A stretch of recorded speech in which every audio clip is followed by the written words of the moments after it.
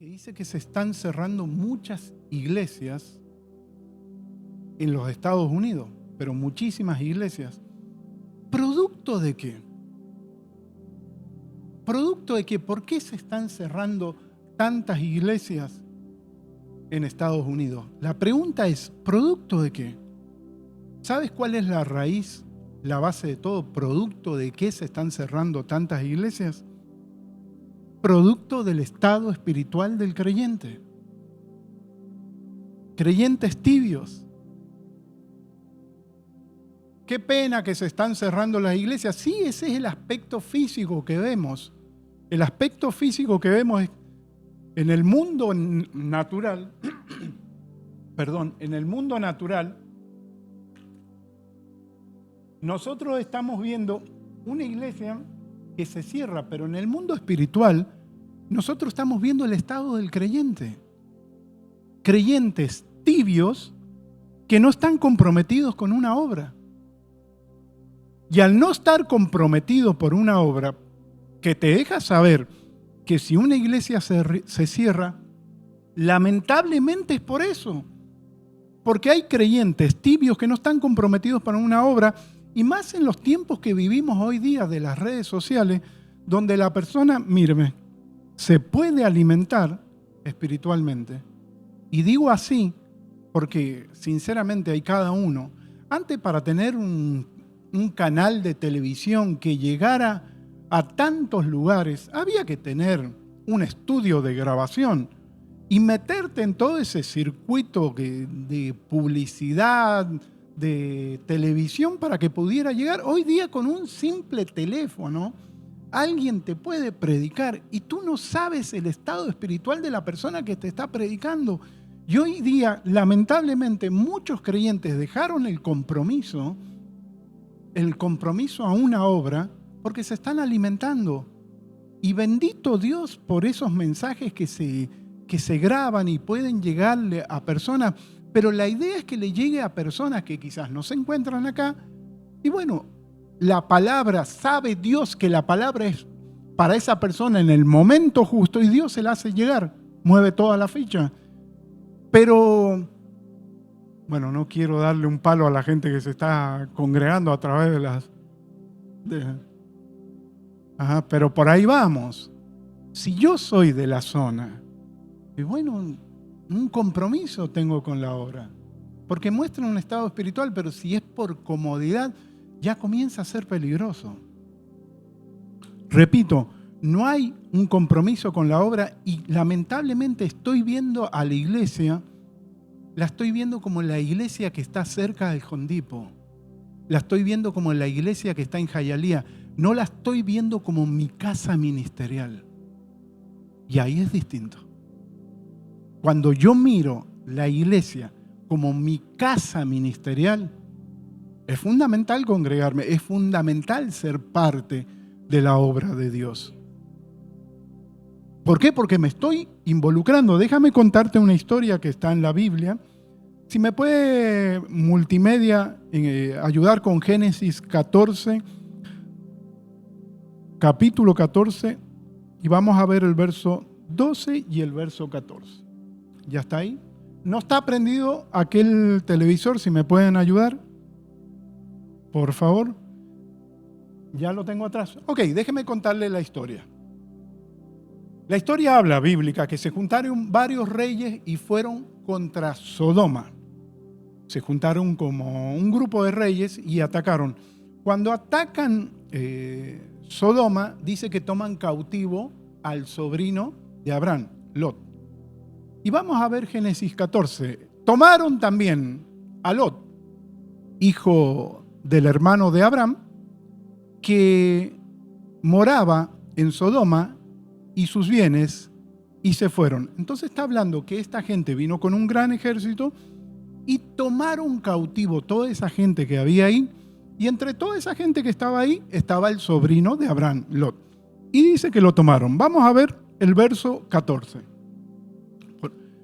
Oyó Abraham que su pariente estaba prisionero y armó a sus criados, y ahí está la clave: los nacidos de su casa, 300 18 y lo siguió hasta Adán. Y si tú sigues leyendo la historia, vas a ver cómo recupera a Abraham, a su sobrino y a toda la parentela. Pero ahí está la clave. Dice que tomó a Abraham a los nacidos de la casa. Y ahí está la clave. Gente comprometida. ¿Por qué? Porque sintieron el dolor de Abraham. Sintieron el dolor de ese padre que estaba ahí. Entonces sintieron ese dolor y se vieron comprometidos a rescatarlo, a esa obra que iba a hacer Abraham. Hay mucha gente que quizás no nacido de la casa, la persona puede decir, y bueno, allá ¿para qué se fue a vivir a Sodoma? Algo habrá hecho, por algo lo tomaron cautivo, algo habrá hecho. Pero sin embargo, no sintieron el dolor de Abraham, porque la clave está en eso, los nacidos de la casa. Y cuando somos nacidos de la casa ministerial, nosotros entendemos que es una obra de Dios que tenemos que involucrarnos.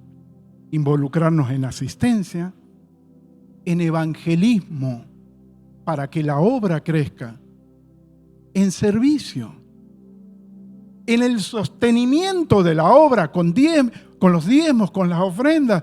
Allá afuera, a un no nacido de la casa, le tienes que pelear y demostrarle todas las cosas que Dios le va a dar si diezma y ofrenda. Y no quiero limitar esto. Dios es un Dios dadivoso y galardonador que va a premiar esa actitud.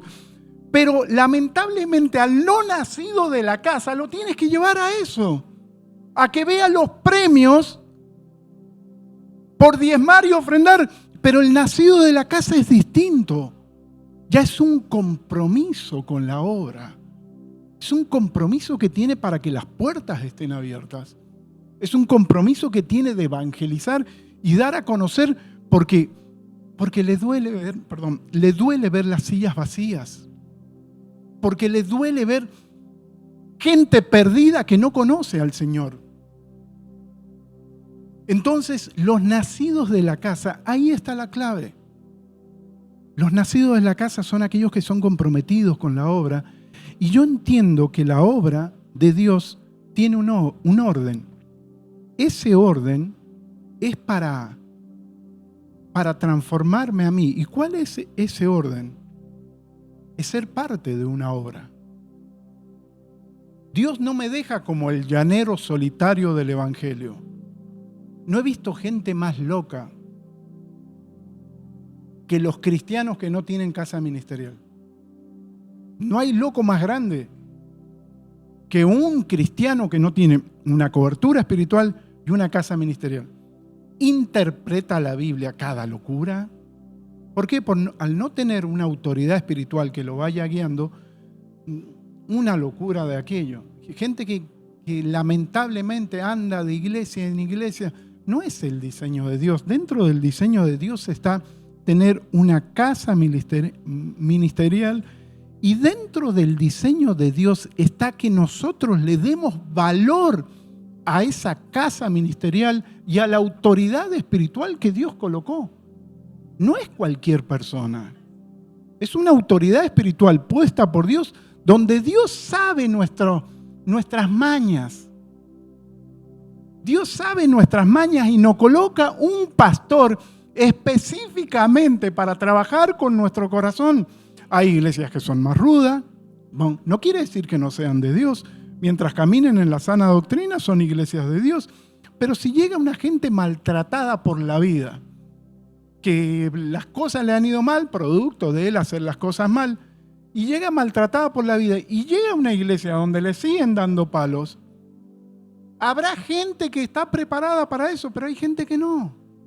Hay gente que necesita que le pasen el algodoncito, el alcohol, y después le coloquen esa vacuna. Y creo que nosotros nos caracterizamos por ser más por ahí. Creo que nosotros nos caracterizamos por...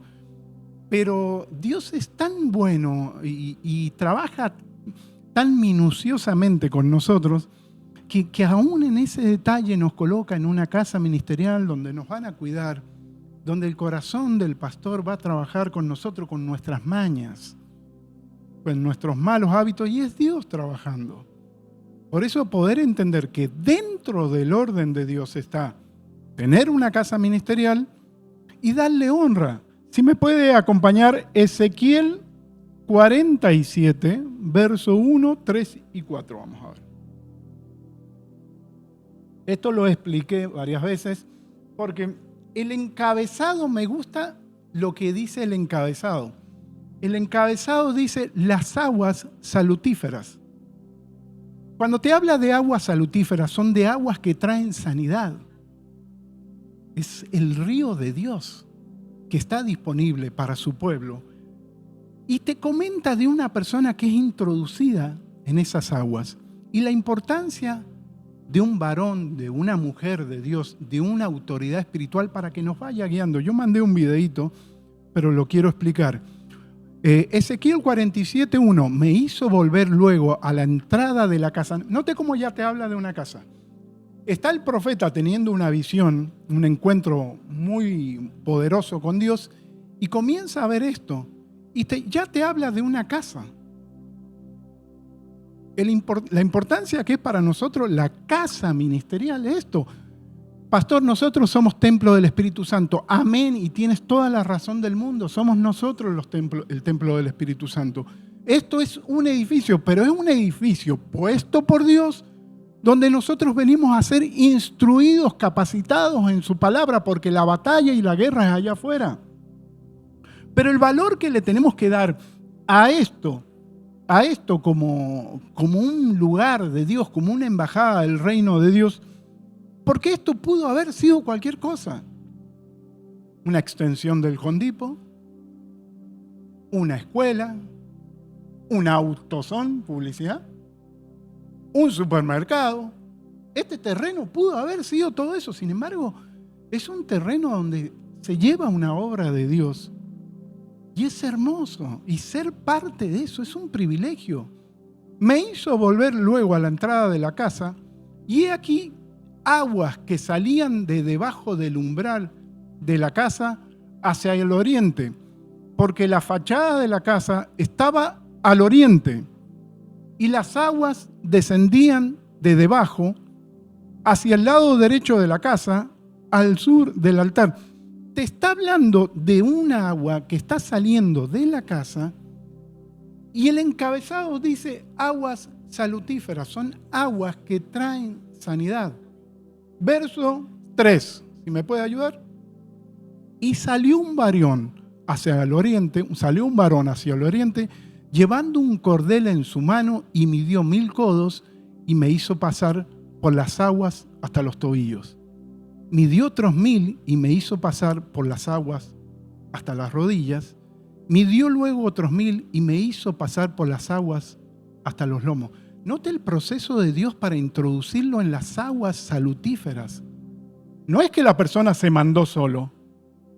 Fue guiado por un varón de Dios que lo fue introduciendo en esas profundidades de las palabras, de ese río que traía sanidad. Y eso es el orden de Dios. Ese es el orden de Dios. Es un orden que necesitas alguien que te vaya guiando e introduciendo a esas aguas que traen sanidad. Esas aguas es el río de Dios. Esas aguas son las revelaciones de Dios. Esas aguas son los principios de vida de Dios. Pero no lo hizo loco y se mandó al río. Note el orden que llevaba. Fue introducido por un varón, le tiró un cordel y lo fue introduciendo. Iba viendo si podía y le volvía a tirar otro cordel y lo iba introduciendo y lo iba introduciendo. Ese es el trabajo de un pastor. Porque muchas veces queremos introducirnos en esas profundidades de Dios y no niego tu intimidad y la intimidad personal que podamos tener, donde cuando leemos la palabra va a haber un tú a tú con Dios, donde Dios te va a revelar cosas específicamente a ti. Te las va a revelar cuando lees la palabra, es un tú a tú con Dios. ¿Cómo estás esa lectura de la palabra? Porque ahí Dios te va a hablar en un tú a tú, no hay nadie, ¿eh? Pero hay cosas que Dios no te la va a revelar en ese tú a tú cuando lees la palabra. Hay cosas que Dios te la va a revelar en la oración. Porque en la oración te va a hablar de esa profundidad que quizás no está escrita en la palabra, pero hay una revelación muy profunda en nuestro espíritu. Y hay cosas que Dios no te la va a revelar cuando lees la palabra y no te la va a revelar cuando estás en oración. Son cosas que Dios te la va a revelar pura y exclusivamente cuando vienes a una casa ministerial para ser introducidos en esas aguas que traen sanidad. Por eso es la importancia de una casa ministerial y tener un pastor. Así que déjeme decirle, lo felicito por dejarse traer y lo felicito por ese tiempo que dedicas de congregarte. Es un tiempo muy valioso que tenemos independientemente de lo que leemos en la casa, independientemente del tiempo de oración que tenemos en la casa. Y como ustedes saben, hoy es el último miércoles. Hoy es el último miércoles. Yo estoy seguro que el miércoles que viene va a haber alguien parado allá afuera y va a decir, pastor, no hay... Seguro. Pero mire que se avisó, ¿eh? Mire que se avisó. ¿A partir de cuándo? A partir de este viernes, no, el viernes que viene, los servicios viernes 19 comienzan a ser los viernes a partir de las 8. Que es un servicio donde levantamos un altar familiar para Dios, un altar de oración. Venga, si usted tiene la familia convertida, venga con la familia. Pastor, en estos momentos yo estoy solo, la familia todavía no está convertida. Bueno, ven tú como una columna de fe del hogar que la familia va a venir atrás tuyo. ¿Por qué? Porque hay una promesa. Hay una promesa. Cree tú y serás salvo tú y toda su casa. Y Dios, y quiero que preste esto con mucha atención. No es, bueno, el pastor cambió el servicio. No, el pastor no cambió. Dios fue el que lo cambió. Dios determinó que los servicios se levantara un altar familiar. Dios lo determinó. En el libro de Éxodo, Dios determinó que se sacrificara un cordero y se levantara un altar familiar, porque Dios estaba viendo más allá lo que venía. Dios estaba viendo lo que venía y los mandó a sacrificar un cordero y levantar un altar. Nosotros no vemos lo que viene, pero por algo Dios nos está llamando a levantar un altar familiar. No es broma, no es si tengo ganas o no tengo nada. No, porque mucha gente en el libro de Éxodo le hizo caso a Dios, pero hay gente que hizo caso omiso a Dios. Y no es para meter miedo, pero sufrió las consecuencias por no hacerle caso a ese mandato de Dios. Y hoy día Dios está mandando a levantar un altar. En el libro de Éxodo era el sacrificio de un cordero, la sangre del cordero, juntarse todo como familia. Hoy día es la sangre de Cristo, el sacrificio del cordero de Dios, que es el Señor Jesucristo, y nosotros como familia donde levantamos un altar. Y en estos tiempos donde las familias están tan desconstruidas, hoy día las familias están desconstruidas. ¿Y dónde comienza esa desconstrucción? En las bases, en el hombre y en la mujer. Hay un sistema, una ingeniería social, un sistema tan diabólico que ha deconstruido al hombre y ha deconstruido a la mujer. Ha desconstruido al hombre moralmente, sexualmente, funcionalmente y espiritualmente. Producto de un sistema que ha trabajado minuciosamente, tan delicado, que hoy día vemos los resultados, y esto sigue para más, donde se ha deconstruido una familia, se ha desconstruido al hombre, un machismo que hizo tanto daño por tanto tiempo, que producto de un machismo se levantó un feminismo radical, violento, que ha deconstruido a la mujer. La ha deconstruido funcionalmente, emocionalmente, sexualmente, moralmente y espiritualmente. Nos encontramos con un sistema hoy día violento que está atacando a la familia, y desconstruido un hombre, desconstruido una mujer. ¿Cuál es el resultado? Los alejas de Dios.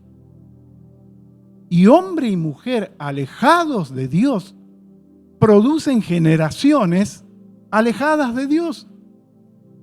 producto de generaciones alejadas de Dios, viene el caos. Pero comenzó un trabajo desde las bases. Por eso, como papá, nosotros, como mamá, como responsables, líderes del hogar, líderes de una familia espiritualmente hablando, tenemos que levantar un altar. Estos servicios no es si tengo ganas o no tengo. Es una necesidad que tenemos como familia espiritual y es una necesidad que tienen nuestros seres queridos que aún no conocen al Señor, que alguien levante un altar de oración por ellos. No es broma. Dios sabe lo que viene. Dios sabe lo que viene. En el libro de Éxodo, Dios sabía lo que venía. Hey, levanten un altar. Y no quiero meter miedo, por favor, que no sea una prédica de miedo, porque venía a la iglesia y salir impulsado, salir renovado, salir con ganas de comerse el mundo para bien. No para que uno salga con miedo, pero hay momentos que Dios advierte y levantar este altar de oración es algo, no hacerlo por miedo, porque si no estamos como Job, que ahora voy a hablar de Job. Porque cuando ves las calamidades de Job, pero un hombre que levantaba un altar, sí, levantaba un altar por miedo. No era un altar de honra al Señor. Era un altar por miedo por si sus hijos habían pecado. No era un altar genuino de oración.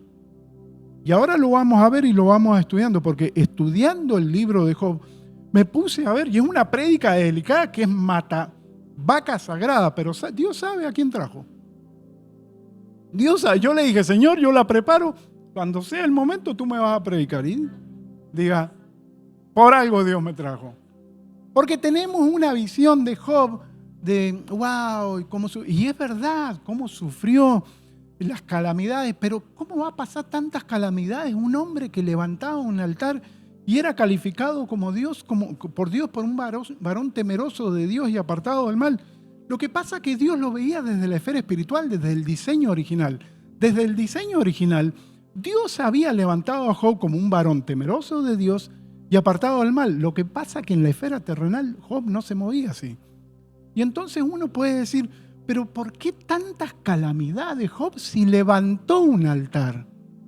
Levantaba un altar familiar. Levantaba un altar de oración. ¿Por qué tantas calamidades?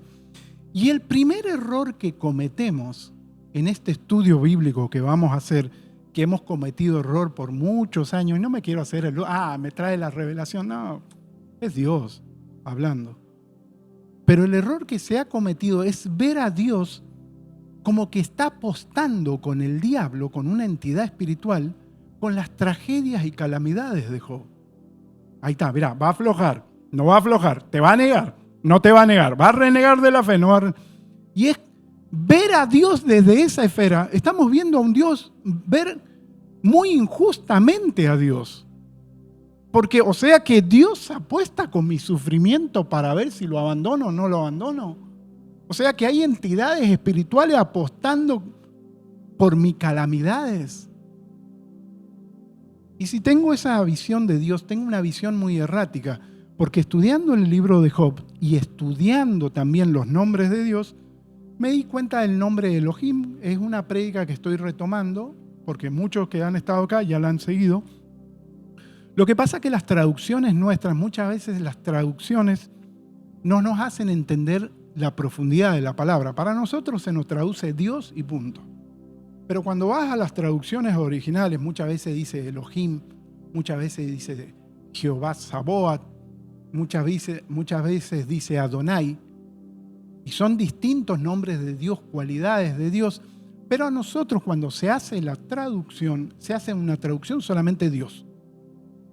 Pero muchas veces va a ver que dice, y Jehová Dios, ya te está hablando de dos cualidades de Dios. Nosotros lo leamos, porque Jehová Dios, no, y lo leemos así nomás, pero te está hablando de dos cualidades y dos atributos de Dios ahí. Y si lees la historia, ¿me estoy haciendo entender? ¿Vamos bien? ¿Seguro? Ok. Elohim, el nombre Elohim, significa dioses. Pastor, ¿hay muchos dioses? No. Elohim es considerado como dioses. ¿Qué quiere decir dioses? Son todas esas cualidades de Dios que están presentes ahí, y conocido como la corte celestial. Eso significa Elohim. O sea, son todas esas cualidades de Dios presentados en una corte. Y cada vez que ves la Biblia, siempre se habla de un tema como de judicial y el juicio.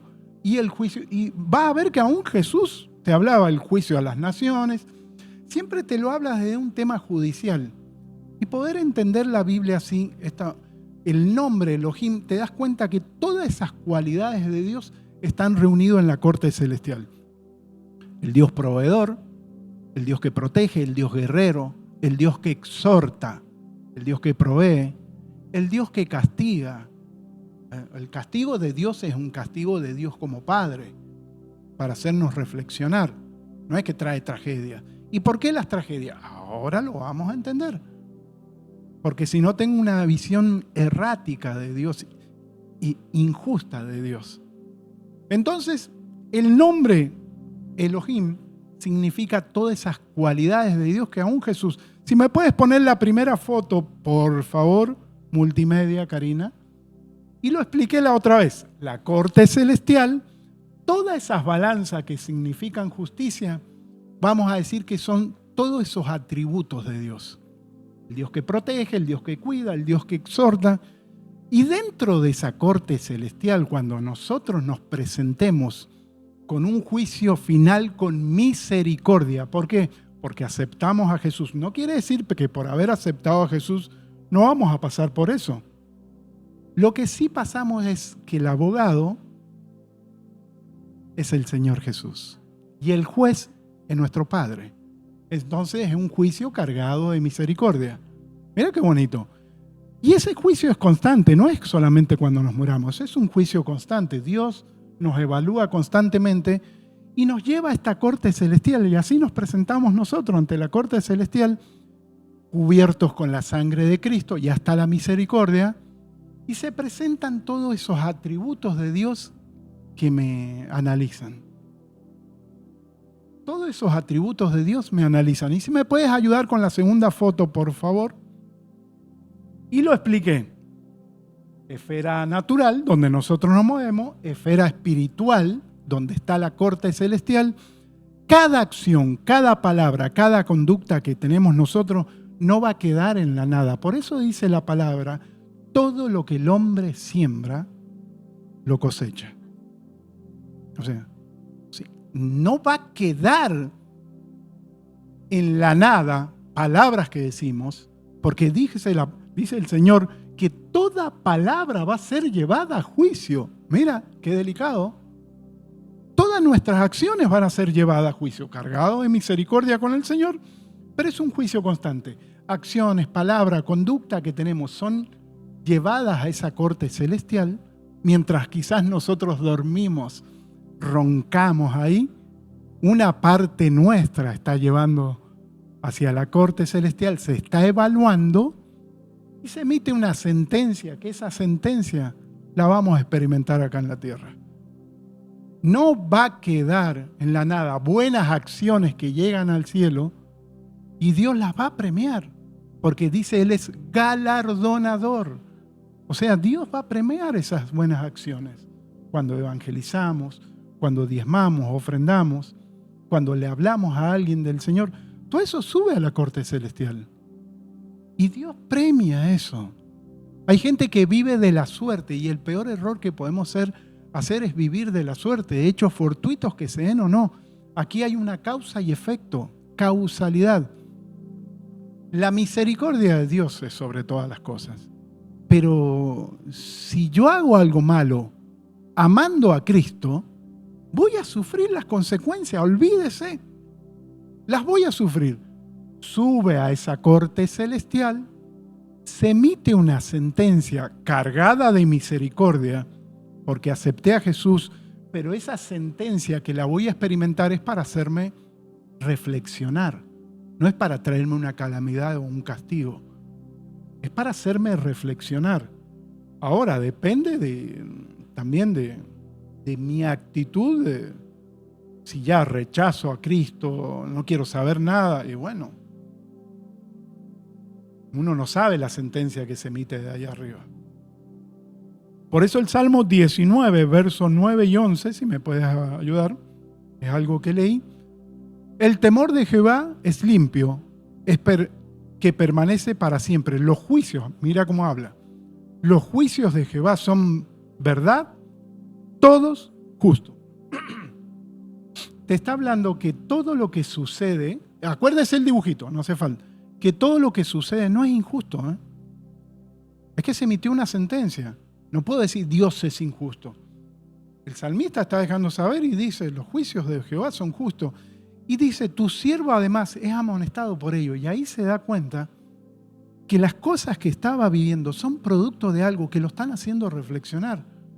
Ese golpe que nos damos por cabeza dura es porque Dios fue cerrando puertas en esa sentencia que emitió para que esa oscuridad que lamentablemente estamos pasando nos haga reflexionar y mirar al cielo y ese juicio nos haga reflexionar, por algo, por esto. Y déjeme abrir el corazón. Yo una vez hablé algo que no tenía que hablar. Cuando yo lo hablé, yo sentí inmediatamente, perdóname Dios, hablé algo que no tenía que hablarlo. Le abro el corazón. Me arrepentí y dije, va a venir un juicio con misericordia, pero por bocón. Por eso uno tiene que tener cuidado lo que habla. Lo que habla porque no va a quedar. Perdón.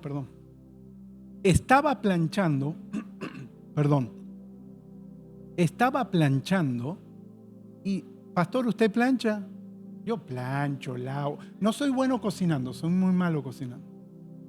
Pero mi mamá me decía, usted tiene que saber hasta coser un botón. Porque el día de mañana, si usted está solo, usted tiene que saber hasta coser un botón. Así que su pastor sabe hasta coser, bordar. Entonces, hijo de una modista costurera. Así que, pero me acuerdo que mi mamá me decía todo eso y todo eso me quedó grabado. Y hablé lo que no tenía que hablar. Y se me resbaló la plancha y me cayó en la pierna. Y hasta hoy día tengo la marca que cada vez que la veo me recuerda bocón, por bocón. Y que me quedó una marca que todavía está. Y cada vez que la veo me recuerdo. Y Dios me dice, ¿ves? Por bocón.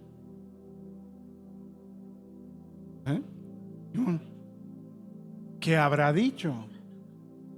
Y fue un juicio cargado de misericordia, porque que me quemé fue por misericordia de Dios. Por lo que dije, tendría que haber sido más fuerte. Entonces, el juicio de Dios se va a emitir sí o sí. Entonces, cuando yo veo al libro de Job, tan injusto puede ser Dios, que tremendas calamidades que sufrió Job, que le toca pasar por todo eso. Y repito, y si veo a Dios como alguien que está apostando con el sufrimiento y la calamidad de Dios, será una visión muy errática de Dios. La corte celestial, todo lo que hacemos va a subir allá arriba, palabras, acciones, y se va a emitir una sentencia. Y en el libro de Job vemos que constantemente dice, y se presentaron los hijos de Dios, y entre ellos vino, ¿qué misterio? Vino el diablo. Y el diablo se presenta en esa corte y trae el reporte. Te teme Job de balde. Y comienza una conversación ahí donde se emitió un juicio que Job lo tenía que vivir. Pero cuando vemos a Job y Dios lo habla, varón temeroso de Dios y apartado del mal, repito, te lo ve desde una esfera espiritual. Desde la esfera natural, Job no estaba actuando así. Y se presentan tres amigos y le abren y le empiezan a decir a Job las calamidades que estaban sufriendo. Y más de ayudarlo, lo reventaron. La esposa también lo cocinó también ahí. Pero, y cuando habla el Señor que le habla a Job, le dice algo. Le dice, tus 3 amigos han hablado mal. Le habla de las cosas que habían aconsejado los amigos de Job. Le dicen, tus 3 amigos han hablado mal. Pero se presenta un 4 amigo, Eliú. Y cuando lees lo que habla Dios, Dios nombra a los amigos y le dice, hablaron mal estos 3 amigos. Pero el 4 amigo que se presenta, Eliú, se presenta y Dios no le dice él habló mal. Ese se presenta Job 33:6. ¿Y me puedes ayudar? Heme aquí en lugar de Dios. Este 4 amigo que se presenta a Job ante las calamidades le va a dejar saber que había llegado a la corte celestial. Heme aquí en lugar de Dios, de Elohim, de la corte celestial. Conforme a tu dicho. Note lo que le está diciendo. Lo que tú has dicho, lo que tú has hablado, ha llegado a la corte celestial. Las cosas que has hablado subieron a la corte celestial. Lo que dijiste, Elohim, Dios lo escuchó. Y del barro fui yo también formado, pero le habla primeramente que él es un representante de Dios y que las cosas que ha dicho subieron al trono. Job 33, verso 8 y 9.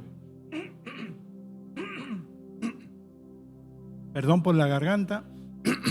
Job 33, verso 8 y 9.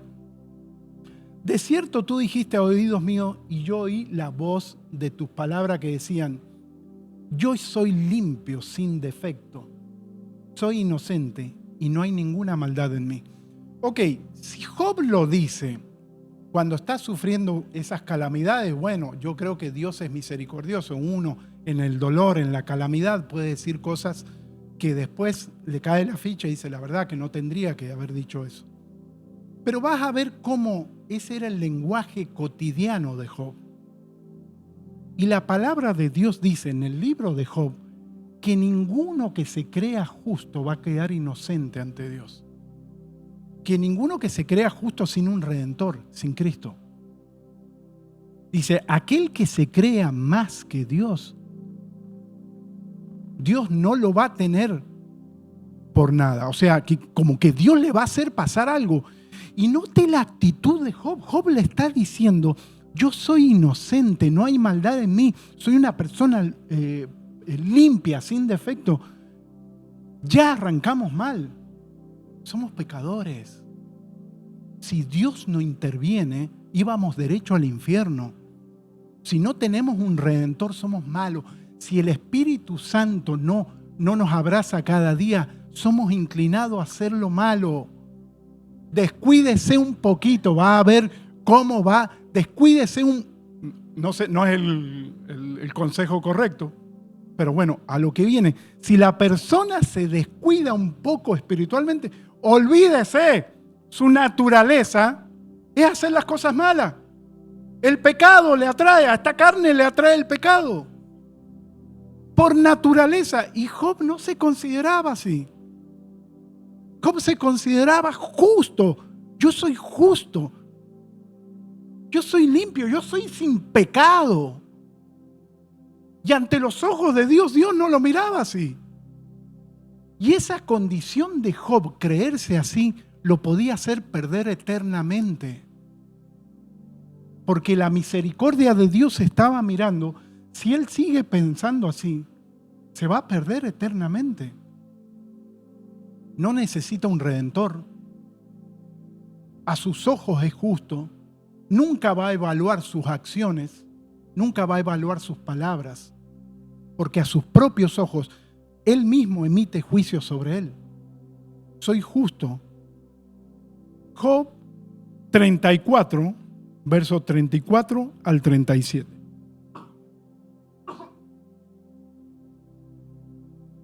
Job 34. Los hombres inteligentes dirán conmigo, y el hombre sabio que me oiga, que Job no habla con sabiduría y que sus palabras no son como en entendimiento. Note lo que había llegado a la corte celestial.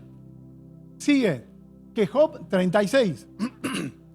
Deseo yo que Job sea probado ampliamente. Ahí te das cuenta lo que sucedió en la corte celestial. Nosotros vemos la prueba de Job, pero todas esas acciones, esas palabras, todo lo que decía, todo lo que hablaba Job, llegaron al trono de Dios, a Elohim, y Dios determinó, se emite una sentencia. Deseo yo que Job sea aprobado ampliamente. Job tenía que pasar por eso. Y ahora vamos a ver las actitudes que tenía Job. Porque a la corte celestial llegaban esas acciones y no nos podemos quedar así.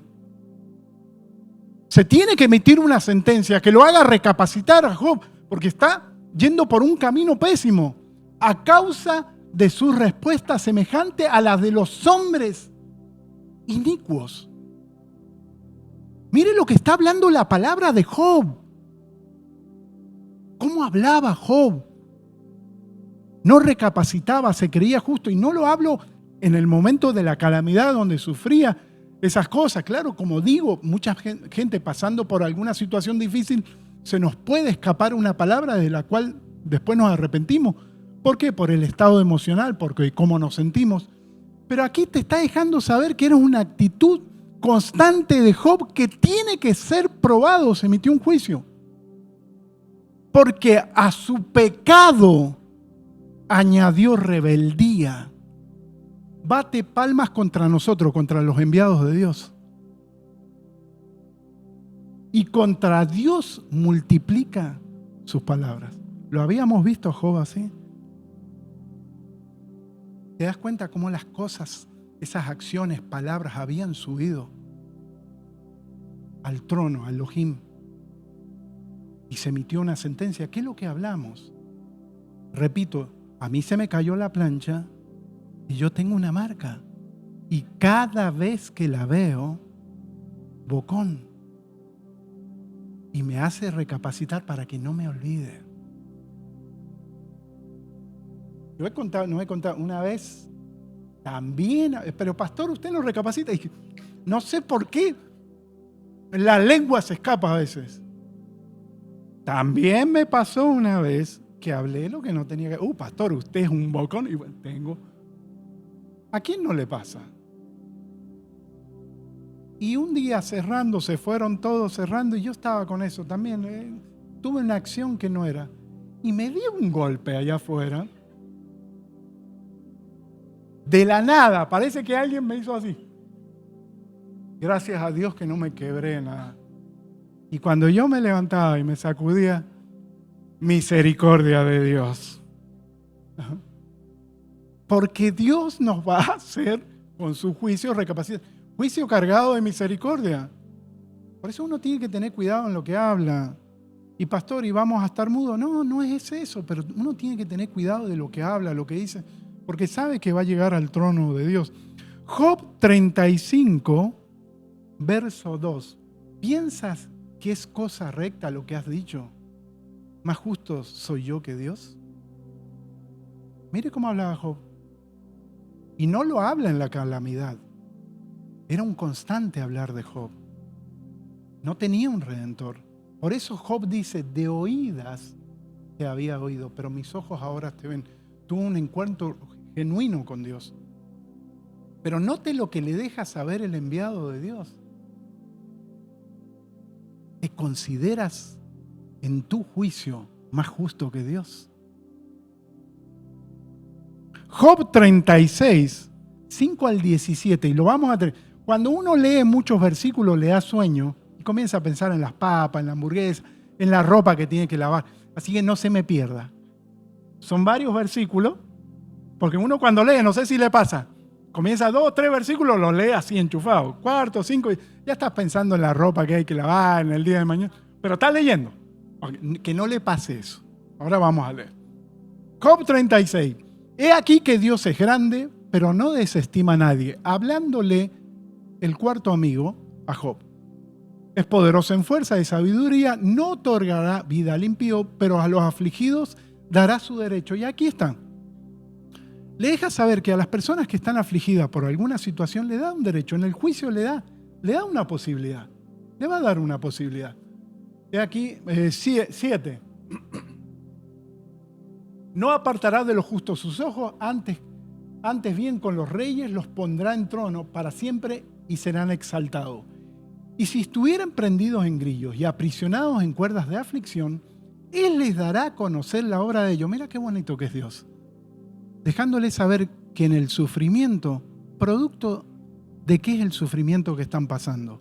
Porque dice, les dará a conocer las obras de ellos. Están pasando esta situación producto de eso. Se te cayó la plancha y te quemó por bocón. Sí. Y aprisionado en cuerdas, y les dará a conocer la obra de ellos que prevalecieron sus rebeliones. Dios le está dejando saber, hey, le está alumbrando, lo que está pasando es por esto. Despierta además el oído de ellos para la corrección. Mira qué bonito que es Dios.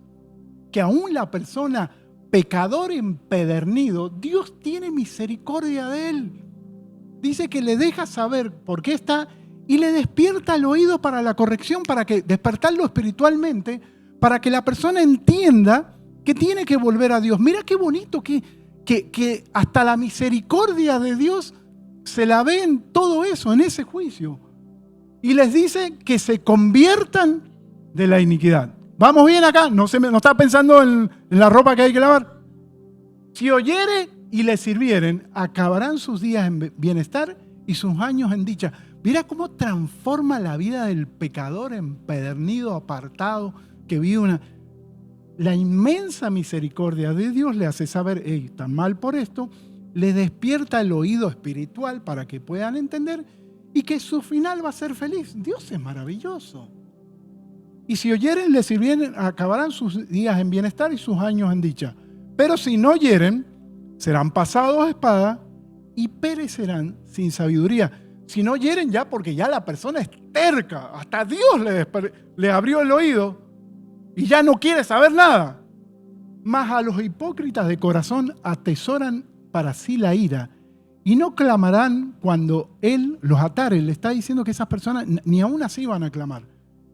Fallecerá el alma de ellos en su juventud y su vida entre los sodomitas. Mira que al pobre librará de su pobreza y en la aflicción despertará su oído. ¡Qué misericordia de Dios! 16.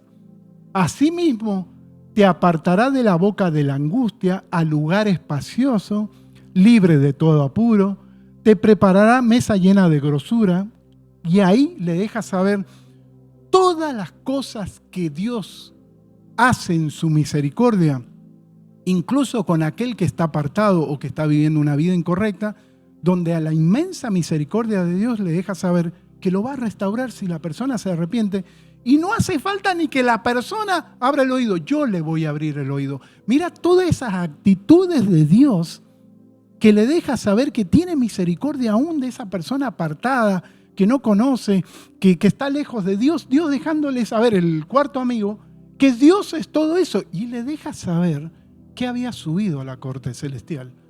Mas tú has llenado el juicio del impío en vez de sustentar el juicio y la justicia. ¿Qué le dijo?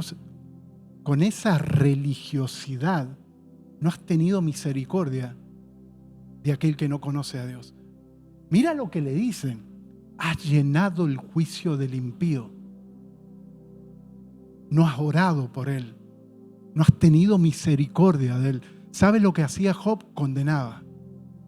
Has llenado el juicio del impío. Quiere decir que cuando él subía a la corte celestial, las acciones de la otra persona, por pecador le pasa.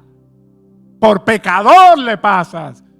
De una persona que se aparta de Dios, de una persona que no conoce a Dios, nosotros no podemos, tenemos que tener una delicadeza por el drogadicto, por el apartado, por la persona que vive inmoralmente, sexualmente.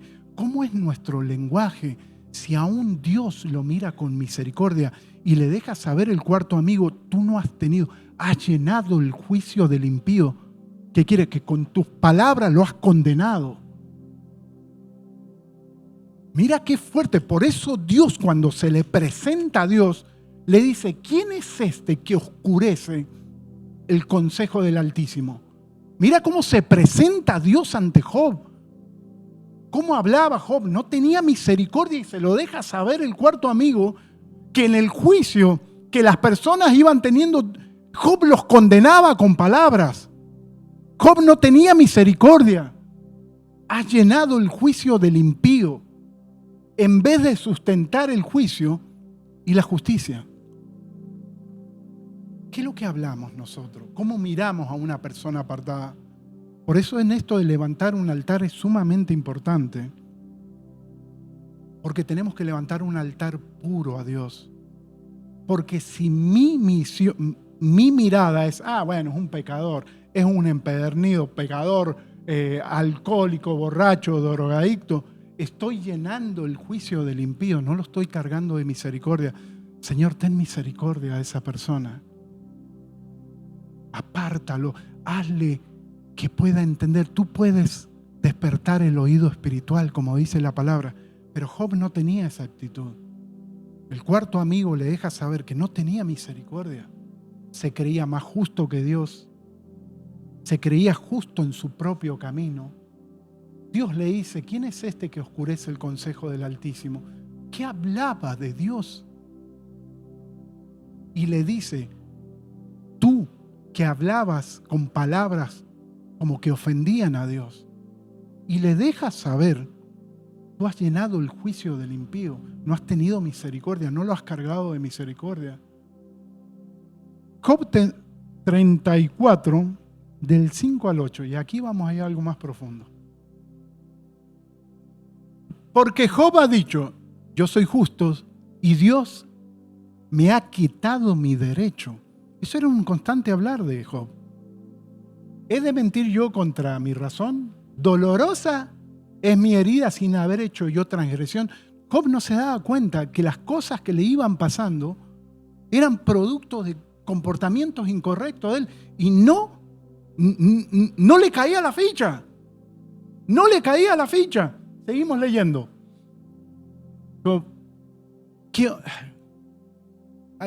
Esto no lo vimos nunca.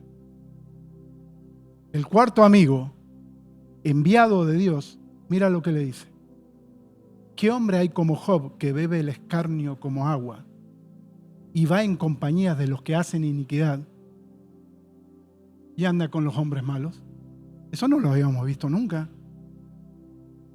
Calificamos a los tres amigos que le hablaban mal, pero el cuarto amigo Dios no lo regaña. El cuarto amigo se le presenta y le dice, yo vengo de parte de Dios y te dejo saber que todo lo que hiciste subió y se emitió una sentencia. Y mire lo que le deja saber. ¿Qué hombre hay como Job que bebe el escarnio como agua y va en compañías de los que hacen iniquidad y anda con los hombres malos? Porque si veo a Dios como que está apostando por las calamidades de Job, a ver si me abandona o no me abandona, es incorrecto. Lo que Job estaba viviendo era producto de que él lo había cosechado. Él lo había sembrado, perdón. Esas palabras que había dicho, actitudes que tenía, comportamientos, acciones, habían subido al trono. Si lo veo a Dios, y bueno, esas calamidades, como que Dios lo abandonó a su suerte y todas esas calamidades, no. Job había tocado teclas en el mundo espiritual donde Dios no podía hacer nada. Donde Dios no podía hacer nada.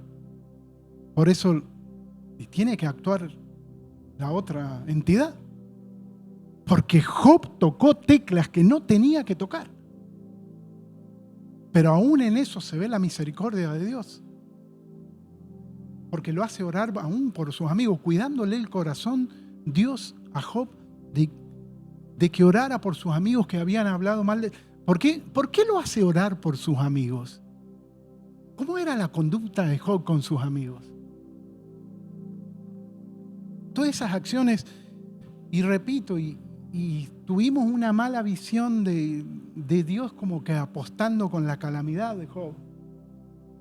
Y Job era comportamientos que tuvieron sus consecuencias.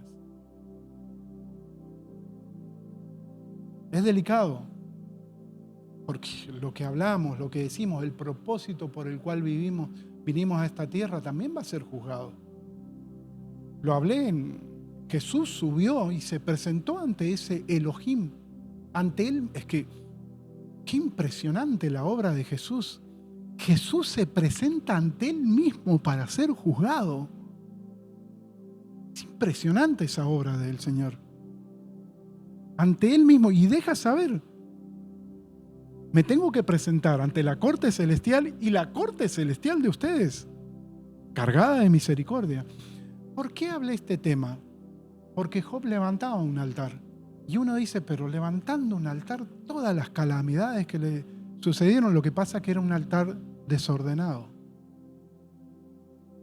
Dice que un profeta levantó un altar, Elías, pero lo primero que hizo fue ordenar el altar.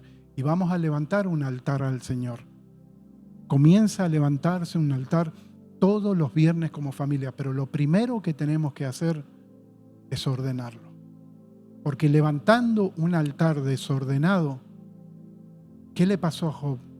Levantaba un altar, dice que siempre levantaba un altar incorrecto. No era por ser temeroso de Dios, era un altar de miedo, porque sus hijos habían pecado. Hasta que tuvo un encuentro con el Señor. Lee el libro de Job, a partir de que Eliú habla, y te vas a dar cuenta de las acciones de Job. Hay muchísimas. Y te das cuenta que el juicio de Dios no es injusto. Por eso el salmista decía, tus juicios no son injustos.